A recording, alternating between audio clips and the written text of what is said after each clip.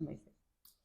Hello, everyone. I'm with Seben today. Thank you so much for being here. It's such a pleasure to have you with us Thank today. you for having me. So, Seben is the director of Happy Table Foods. It's a company that aims to create seafood based, ready to cook products that are made with natural and healthy ingredients and that are inspired by a Mediterranean diet. So, I would like to start this interview by asking you, who is Seben? Okay, so um, on the professional side, I would say it's maybe a shorter answer, which is actually professionally, I was a windsurfer until I was 18. Mm. And then I went to London to study biology. And I studied there for 4 years. And then I did a master's in Madrid on management and digital business. Mhm. I've worked in some companies, generally in the management area. They were all startups. And now I am sort of in charge of Happy Table Foods, which is, we will talk more about it, but it's a company that was founded by my father. And now I'm slowly taking over, let's say. Beautiful. Yeah. Love that. And personally speaking, I would say the things um, that really define me would be I'm very into wellness, like nutrition, well being, like mental well being, physical well being, um, and generally increasing the quality of life and avoiding burnout, especially. That's important, I feel like. And I also really enjoy learning. It can be about any topic, but I would say majorly in the science area because, well, I am a born scientist, so I always am very fascinated by sciences. But yeah, like generally, I love reading and learning and listening to podcasts or, yeah, things Mhm. like this. Mhm. And why is it important to you to avoid burnout? And what do you mean by that? Well, I see it a lot usually around my friends who especially work in corporate companies. What I see a lot, because I've actually never worked in a corporate company Mhm. before, and I didn't really experience it that much myself, but I can see that they have very strict hours. They usually do overtime all the time. They have trouble disconnecting, even if they're out of work. They still always think about work. So I really try to make it a thing. And it's sort of something I'm trying to avoid because with my kind of work, it's a 24/7 job. So Mhm. I can never, like, I can't even go on holidays because I am might be needed at all times. Mm. And has obviously has benefits of having flexible hours, but then flexible hours might mean a Sunday night at 10 p.m. Mm.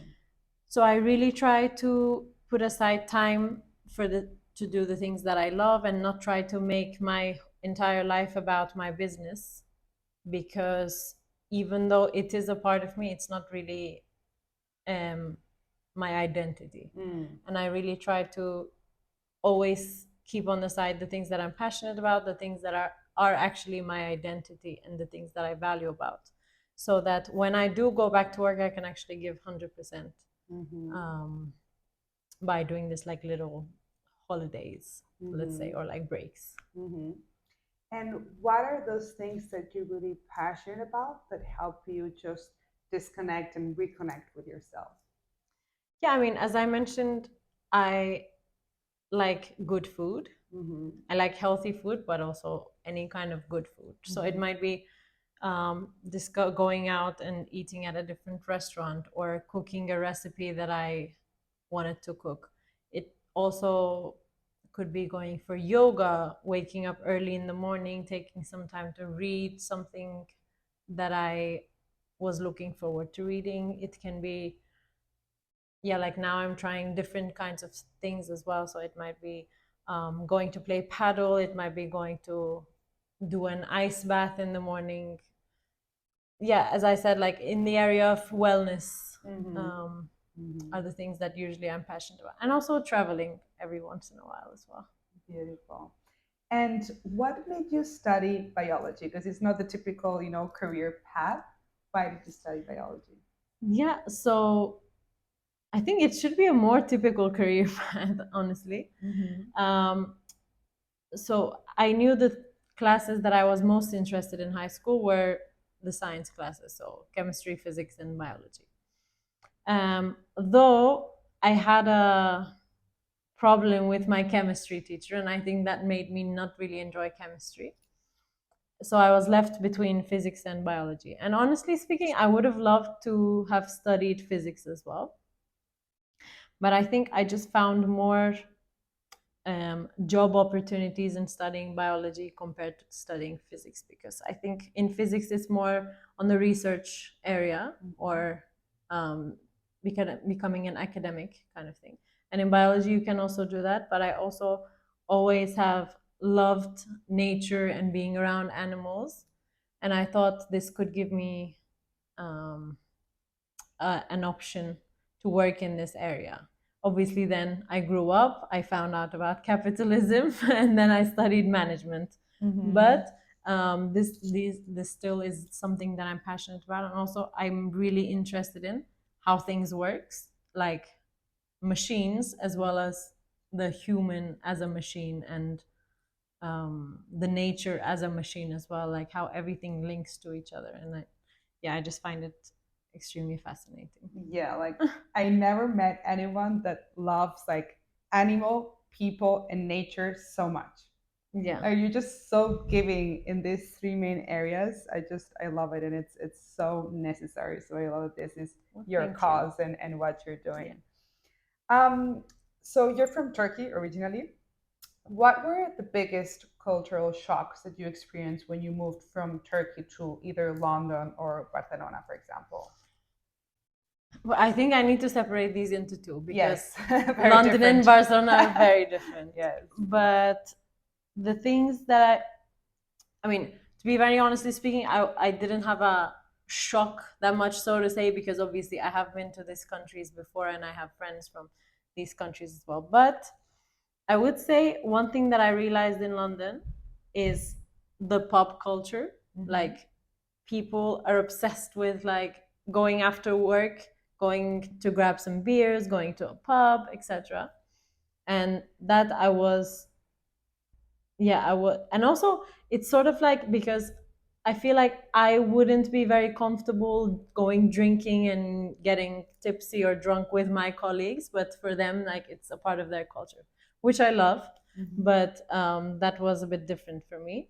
And also themed parties. I feel like British people, at least it was like that in my university, like themed parties, they were crazy about. I don't know, safari themed, and everyone would dress like an animal, or yeah, in general, like dressing up. So I would say in London it was more that. And I don't think they're cold, on the contrary of the common belief. Mm-hmm. I just think they're not as physically touchy and physical as Mediterraneans are. Sure. On the other hand, in Barcelona, yeah, definitely meal times. I still cannot adjust to it. Me neither, and I'm Spanish. I hate it. I'm like having dinner at 10 p.m. It ruins my digestive system and everything. Exactly. Like, I can never make sense of it, because it's sort of like they eat at 10, but it's like they have to be at work at 9, so they need to go to. It's not like they're going to sleep late either. It's Yeah, like, super unhealthy. yeah, and because you're eating at 10 as well, you need to do a lot of snacks in between your. Well, lunch is also late, but yeah, the whole thing, I just never really got used to it. um of course, like, sometimes my friend says like, okay, we booked on a Friday at like 11 sometimes. I'm like, but I'm in bed by that time. Yeah. Normally, so it's a bit weird. But yeah, I guess it's part of the charm. And of course, consequently, the clubs open and the bars open very late as well. So that's one thing, I think. And another thing that is culturally different is because in Turkey, when you meet anyone new, it can be a guy or a girl, doesn't matter, you shake hands. But here with girls, they like kiss on the cheeks, and sometimes I feel like we just met, you know. But I like it, actually. I like it because you feel much more accepted, so to say. Like you feel much, people are much closer and warmer. Yeah, in that more sense. loved, no? Exactly. So I Beautiful. like it.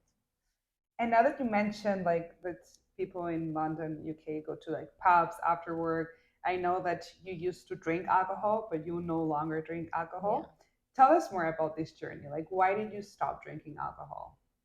Okay, so since I was little, well, little, like I probably first tasted alcohol when I was 15 or whatever. But since then, I never liked the taste of alcohol.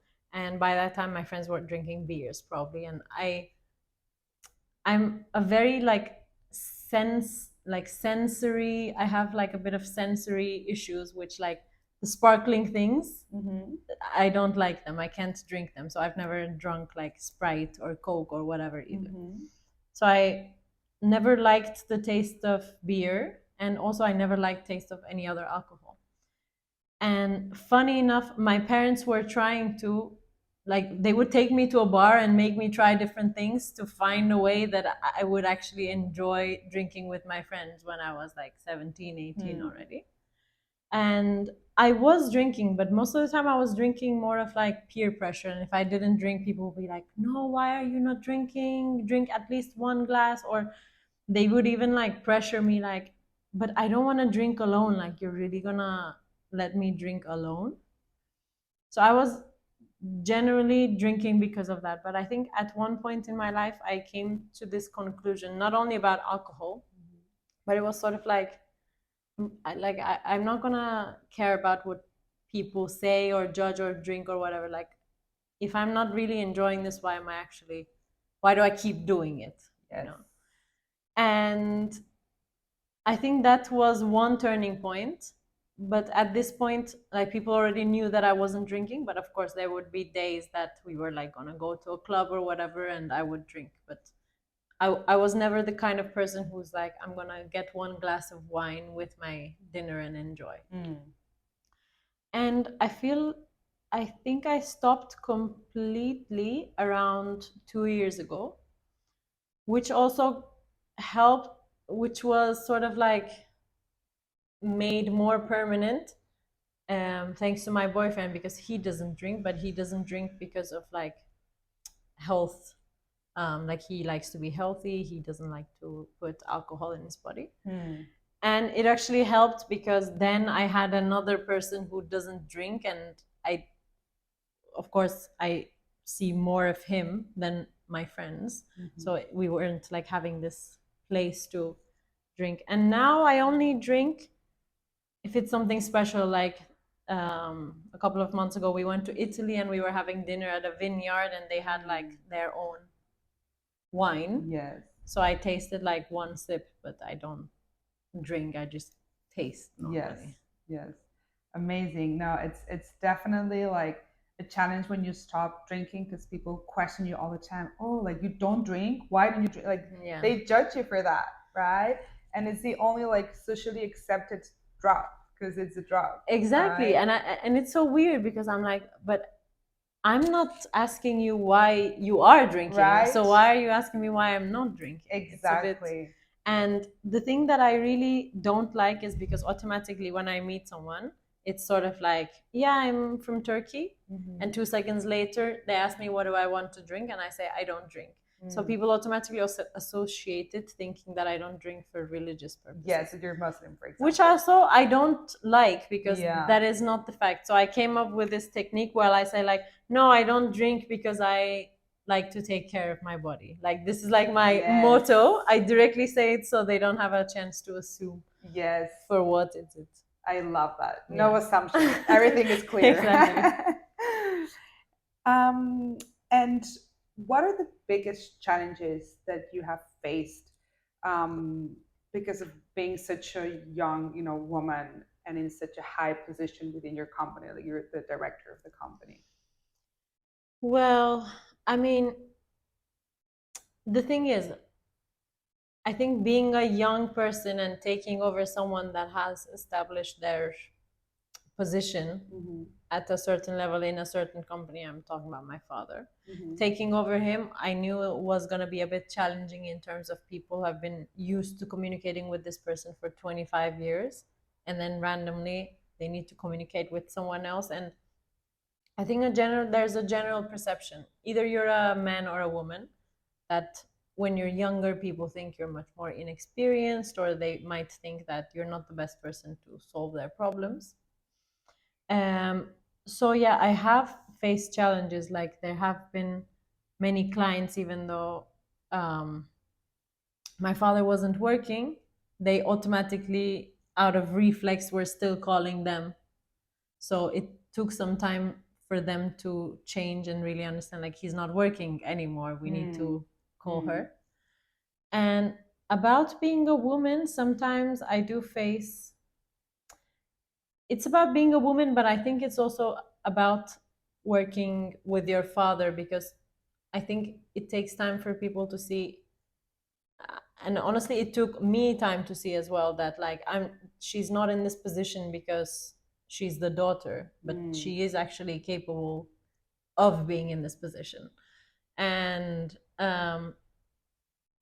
there was in the beginning more this like, oh, and you do the marketing, oh, so cute, kind of thing. And that annoyed me, because first of all, I'm terrible at marketing. Like that's not even an issue. And at the same time, yeah, of course, I think it takes time to prove yourself to people, especially in my industry. There are only like 50-plus-year-old men, Okay. the majority.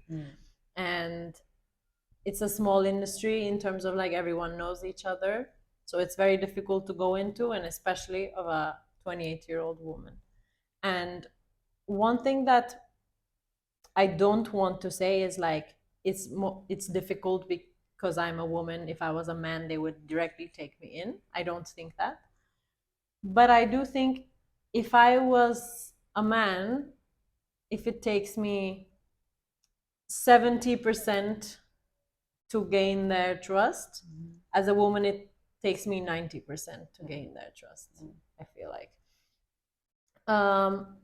But honestly, I have to say that it's going better than I expected. Amazing. And I think as long as you are really showing to them, you know what you're doing, and you are really solving their problems, they start gaining confidence.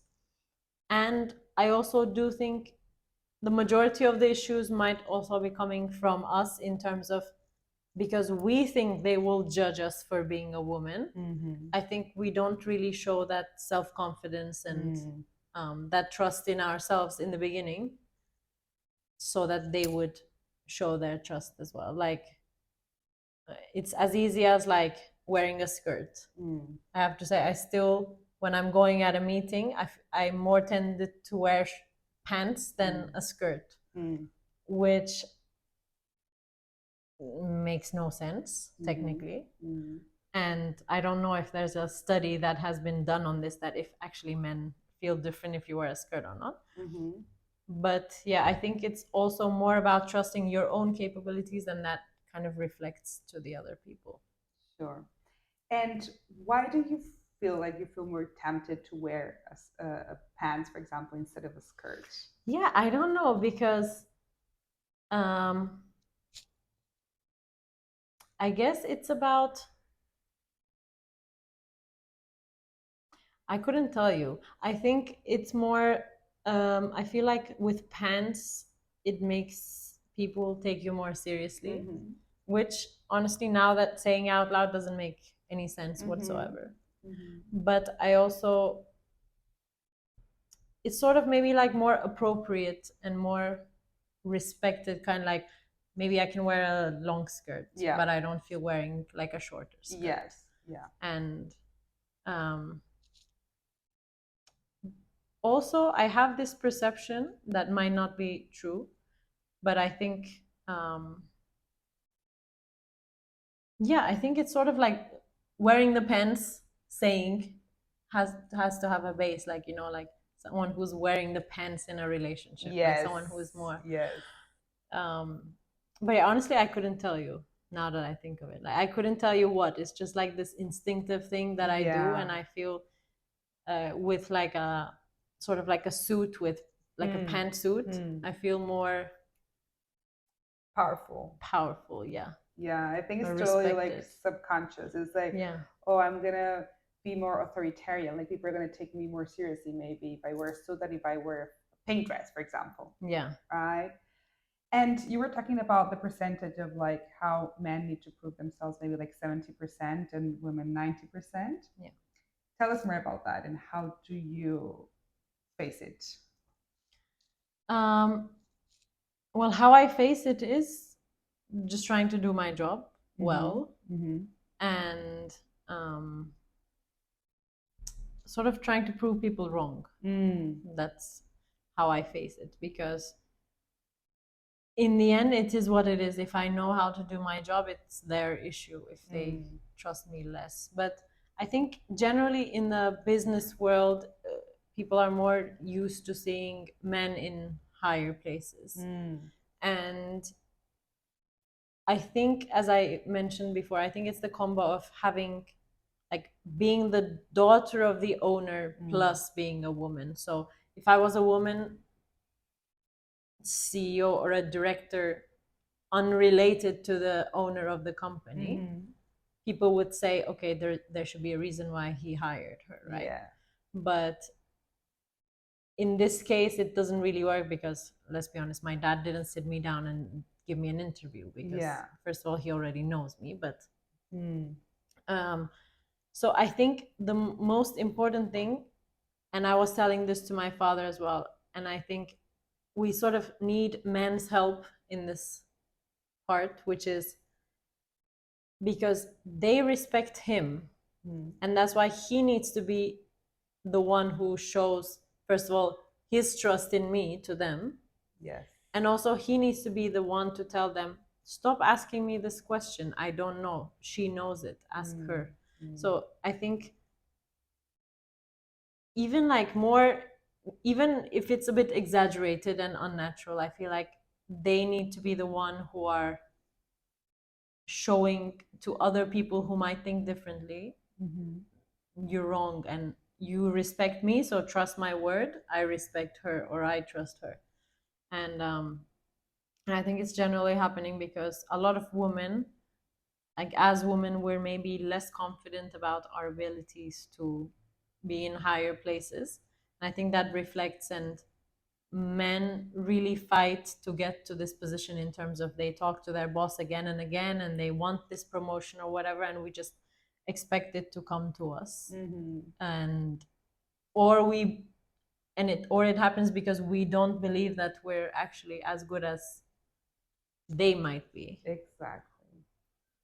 But yeah, I just don't think, I don't see any sense in that. And I really do think women are generally better in management positions than men, because I don't know, I guess we're more organized, we're more yeah, like we don't try to people please, I feel like. We can multitask also. We can do several Yeah, things. yeah. Beautiful. And what have been your biggest achievements so far in the business world, or personally, if you want? So this is a very difficult question because, as we have discussed this before, I have a pretty big imposter syndrome situation. So I feel like anything that I have achieved, anyone could have achieved it, and it's not really an important thing. But I think now I am getting to a point where the majority of the people we work with are taking me as a point of contact, instead of my father, which I think could be an achievement. And also, it's been a year since I started, and I almost completely took over all the duties. And things are running as smooth as they run in a normal company. So I would say probably that is my biggest achievement, that my father can now call me and tell me, please tell me to do some work, I'm bored, means that I did my job well in terms of taking over things. So yeah, I guess that's your answer. It's not as glamorous, maybe, but give me some time. Yeah. And how does it feel that people come to you now and they rely on you and they don't go to your dad anymore? Or not as much? Good and bad, because obviously he has more experience in some aspects to handle situations than I do, because it probably happened to him before. On the other hand, it feels good in terms of I am also seeing that other people is also acknowledging that now I'm running this. But of course it's not really good. It can be, I don't know, waking up with a huge issue at 8:30 a.m., someone calling you in a crisis, and you're like, oh god. So yeah, it has advantages and disadvantages. I think the advantages are, yeah, I'm feeling good in the position that I am in, and it also shows that other people are also accepting the fact that I'm doing this. But at the same time, obviously, all the problems with running a company also appear. Always. It's a part of it. And how do you face these problems and challenges? I mean, depends on the challenge. In what we do fresh and frozen food, and the challenges with fresh food is that it's fresh and any problem needs to be solved immediately, because the product doesn't have a huge shelf life. And what I usually try to do is, first of all, listen to the person who called and is panicking. And I try to contact all the stakeholders that are in this problem and try to really understand where it went wrong. So I do like a quick rewind in my head and sort of track the steps until I find which step had gone wrong. And then it's damage control. So I'm trying to figure out, is there something I can do right now about this to solve this issue? If there is, to coordinate that. If not, then somehow, because honestly, our company strategy is we really put client first. So we make things work for however they need it. So in that terms, I also really value transparency. So I will literally tell the client, look, I made a mistake here, and this is the current situation. And I checked all the possibilities. There's nothing I can do for you at this moment. What can we do? So it's sort of, it might be, for example, let's say the problem is that they're missing some product. It might be finding a product somewhere else and getting it sent to them, or give them a credit note to reduce the invoice, or I don't know, send it on the next shipment, whatever it might be. But it's sort of like, yeah, because I don't think it's a good way strategy to think you know everything. And like, because I think people are aware, the companies are aware that people make mistakes. Everyone everywhere makes mistakes. So I think we're humans, right? Exactly, the best strategy is to just admit you made a mistake and try to figure out what is the best solution for them at this point that you can do, and do your best to achieve the solution. Yeah, because for every single problem, there's a solution except death, right? Yeah, exactly. That's what I believe. And I love what you said about being transparent. It's one of my values too. Is like, hey, sorry, I don't have a solution right now. I don't have a solution yet, but I will have one soon. Yeah. Right? I love that. And of course, the last step, how can we avoid this happening again in the future? Which is the most important thing, because if you don't learn from your mistakes, then what's the point? Yeah, exactly. Then you're going to keep making them. Yeah, and we all make mistakes, right? And I think it's a good thing to make mistakes. It means that you're trying and you just learn from it, and it means that you're never going to do it again, right? Not the exact same one. You'll make other mistakes.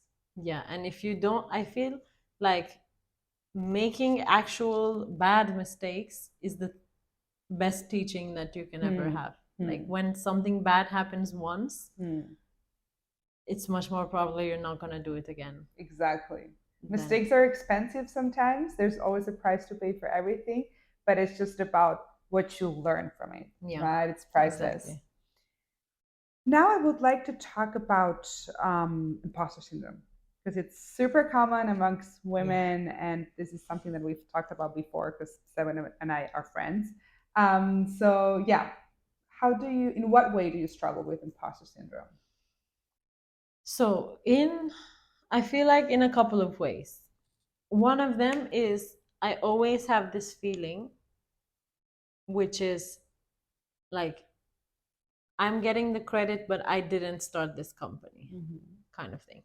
Which is, I know it doesn't really make sense because then no CEO in the entire world can get credit for anything. But yeah, one of them is this, that like I was just lucky enough that my father has this business and I just could get into it. Which manifests in ways because, first of all, I don't have a 9 to 5, which might make people think that I'm not working as hard as anyone else. And there are two things I say to myself about this. One of them is I worked in 9 to 5 as well. And do you really work 9 till 5? Not really. Like you go for a coffee break, you go for a lunch break. Some people go for a cigarette break, have some chat. So in the end, the actual work you do is much less than the hours you're in the office. And having your own company sort of helps you really work only the time that you're actually working, and the rest of the stuff you can do whatever you want to do. So the imposter syndrome comes in when sometimes my friends are in the office and I'm, I don't know, at the gym or whatever, and I feel like, and probably it's not true, but I feel like people are thinking like look at her, she's not doing anything, she's just living her life, getting money for nothing, and I'm working here.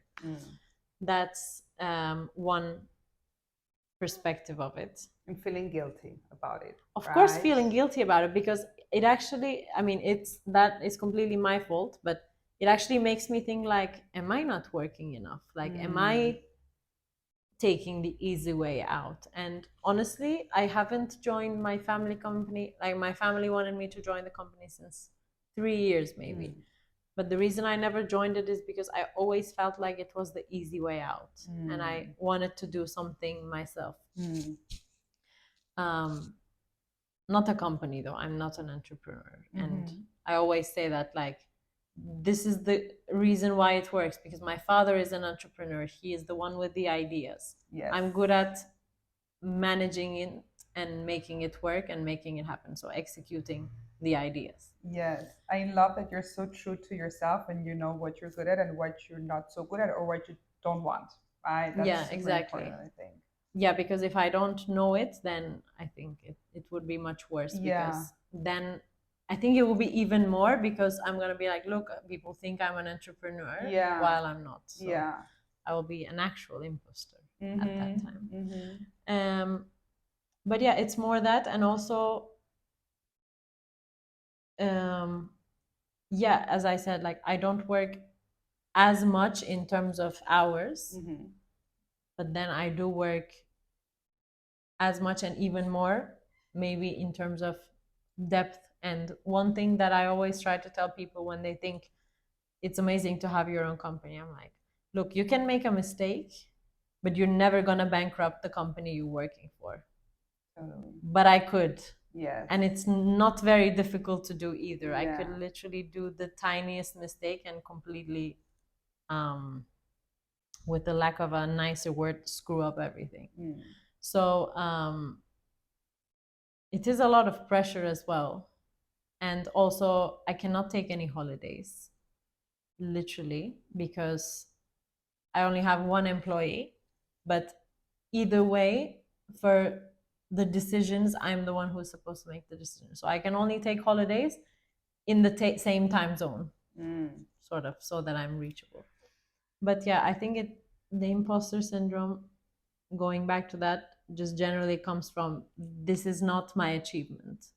Like, this is, I didn't create this. I didn't bring it to the place that it is now. Um, and yeah, honestly speaking, some people tell me like, yeah, you have this job because of your father. And um,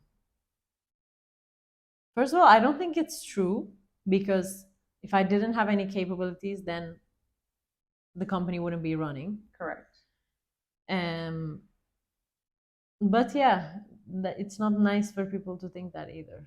But then Yeah. it's not, It's nothing I their can do problem, about it. not Yeah, yours. that's true. No, and also with like family businesses is like I know a lot of friends that their parents have businesses, but they don't have the guts to be the CEO and to run the businesses, but you do, right? Yeah, yeah, And as long as yes, you're grateful for it, which you are beyond grateful, and you're very aware of the opportunity and the privilege that you have, it's great, right? yeah, And I'm an entrepreneur and I have my business too, and I feel that guilt also. Like yesterday, I went to do my manicure at like 9 a.m. and I was like, oh my God, I should be working right now. Like all these people are in the office. But then I was working till like maybe 8:30. I have my own flexible schedule, yeah, and I'm also all about working smarter, not harder, right? Like when I work, I'm like super efficient and I try to get things out of the way as fast as possible. So yeah, it's just about finding what works for you.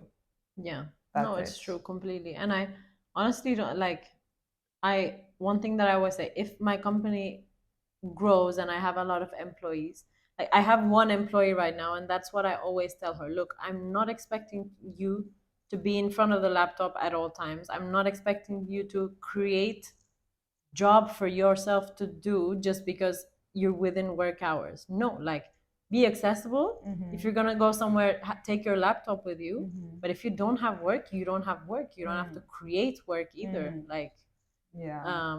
I'm super against like 9 to 5. For me, it's like, if you have work and you get it done in time, you can be in the Himalayas for all I care, honestly. Yes. Love that. You're such a cool boss. Like, yeah. We need more bosses like Seben. I'm more realistic boss, let's say. Yes.